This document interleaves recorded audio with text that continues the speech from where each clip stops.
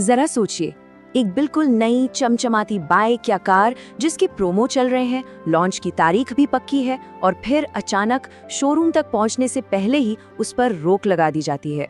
आज हम यही समझने की कोशिश करेंगे कि कैसे नियम, अदालतें और रेगुलेशंस भारत में गाड़ियों के लॉन्च पर अचानक ब्रेक लगा देते हैं। हाँ, ये एक बहुत बड़ा सवाल है जो कई खरीदारों के मन में आता है। आखिर ऐसा होता क्यों है कि जिस गाड़ी का हम इतनी उम्मीदों से इंतजार कर रहे होते हैं वो बाजार में आने से ठीक पहले ही गायब हो जाती है? ठीक है, तो चलिए इसमें थोड़ा और गहरा उतरते हैं। देखिए, इसके पीछे कई वजहें हैं, लेकिन कुछ सबसे बड़ी हैं। सबसे पहला और सबसे बड़ा कारण है लगातार सख्त होते एमिशन के नियम। फिर आते हैं अचानक से आए कोर्ट के ऑर्डर, नए सेफ्टी रूल्स, और यहाँ तक कि कुछ शहरों के अपने खास नियम भी इसमें बड़ी भूमिका निभाते हैं। लेकिन इन सब में जो सबसे बड़ा फिल्टर है, जो सबसे बड़ी रुकावट है, वो है एमिशन, मतलब गाड़ी के धुएं से निकलने वाला प्रदूषण, जो किसी भी लॉन्च को रोक सकता है। अगर बिल्कुल साफ साफ कहा जाए तो भारत में किसी भी गाड़ी के लॉन्च के कैंसिल होने या किसी मॉडल के बंद होने का नंबर 1 कारण है सरकार का एमिशन यानी उत्सर्जन के नियमों को लगातार और सख्त करते जाना। और ये बदलाव बहुत तेजी से हुआ है। देखिए, सालों तक BS3 स्टैंडर्ड चलता रहा, लेकिन फिर 2017 में सुप्रीम कोर्ट ने अचानक इन गाड़ियों की बिक्री पर बैन लगा दिया।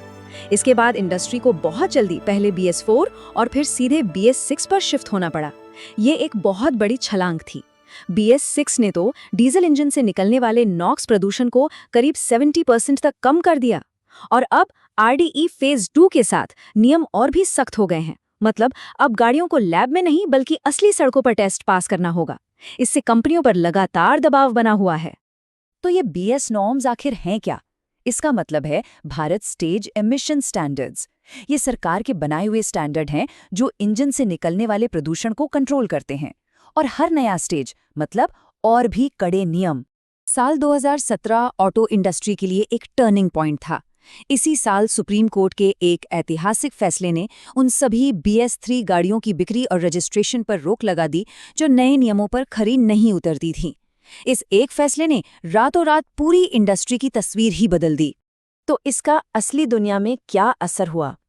जब BS6 नियम आए तो कई गाड़ियों को मार्केट से बाहर जाना पड़ा, जैसे कि छोटी डीजल इंजन वाली गाड़ियां जिन्हें अपग्रेड करना बहुत महंगा पड़ रहा था, या फिर पुरानी सेडान जिनके पुराने प्लेटफॉर्म को बदलना बहुत खर्चीला था, और कुछ खास तरह के स्कूटर जिनकी बिक्री इतनी कम थी कि कंपनी उन पर और पैसा लगाना ही नहीं चाहती थी।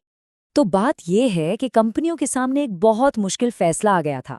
एक तरफ वो किसी पॉपुलर मॉडल को बचाने के लिए इंजन अपग्रेड करने में करोड़ों रुपए खर्च करें, या दूसरी तरफ उस मॉडल को बंद करके पैसे बचाएं, भले ही इससे उनकी मार्केट में हिस्सेदारी कम हो जाए और ग्राहक निराश हों।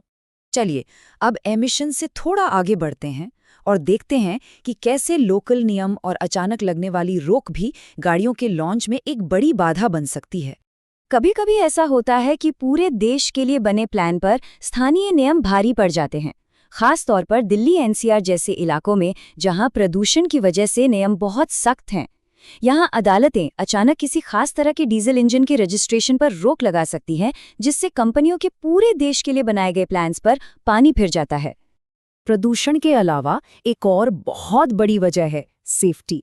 अब हम इस पर बात करेंगे कि कैसे नए सुरक्षा नियम गाड़ियों के लॉन्च की टाइमलाइन को प्रभावित करते हैं।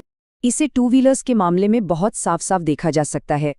मान लीजिए सरकार एक नया सेफ्टी रूल लाती है, जैसे कि एंटी लॉक ब्रेकिंग सिस्टम यानी ABS को जरूरी बना देना।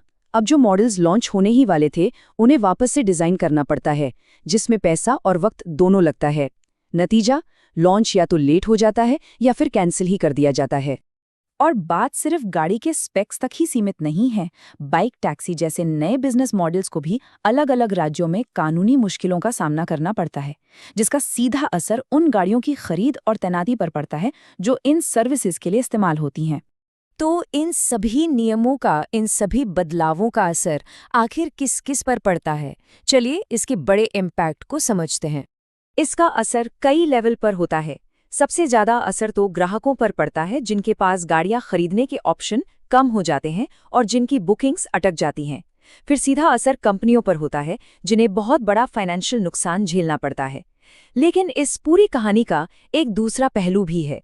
लंबे समय में इससे हमारे पर्यावरण और पब्लिक सेफ्टी को सीधा फायदा पहुंचता है। इसको एक ग्राहक के नजरिए से सोचकर देखिए। कोई कहता है मैंने ये बाइक बुक की थी, फिर अचानक कंपनी का फोन आया कि नए नियमों की वजह से उन्होंने इसका डीजल वेरिएंट ही बंद कर दिया है। ये वो सीधी निराशा है जो ग्राहकों को झेलनी पड़ती है। तो यहाँ जो असली संघर्ष है वो शॉर्ट टर्म के दर्द और लॉन्ग टर्म के फायदे के बीच है। एक तरफ खरीदारों के लिए कम ऑप्शन और कंपनियों के लिए नुकसान, और दूसरी तरफ हम सब के लिए साफ हवा, सुरक्षित सड़कें और एक बेहतर माहौल है। तो क्या ये नियम सिर्फ एक परेशानी है या ये सच में तरक्की का रास्ता है? आइए देखते हैं कि कंपनियां इस मुश्किल से कैसे निपटती हैं। ऐसे में कंपनियों के पास कुछ रास्ते होते हैं। वे लॉन्च को कुछ समय के लिए टाल सकती हैं, इंजन को नए नियमों के हिसाब से बदल सकती हैं, या फिर सिर्फ पेट्रोल या इलेक्ट्रिक वेरिएंट पर ही फोकस कर सकती हैं। कई कंपनियों ने तो महंगे डीजल अपग्रेड से बचने के लिए पेट्रोल या इलेक्ट्रिक का ही रास्ता चुना है, या फिर चुपचाप उस मॉडल को बंद कर दिया है। यहाँ एक बात याद रखना बहुत जरूरी है। इन नियमों का मकसद किसी कंपनी के लॉन्च को रोकना नहीं है, बल्कि पब्लिक हेल्थ और सेफ्टी के स्टैंडर्ड्स को लागू करना है, और ये एक बहुत बड़ा और जरूरी लक्ष्य है। तो आखिर में सवाल यही बचता है, जब किसी नए नियम की वजह से किसी गाड़ी का लॉन्च रुक जाता है, तो क्या ये एक ग्राहक से किया गया टूटा हुआ वादा है, या फिर ये हम सबके समाज के लिए एक जरूरी सुरक्षा कवच है? इस पर सोचने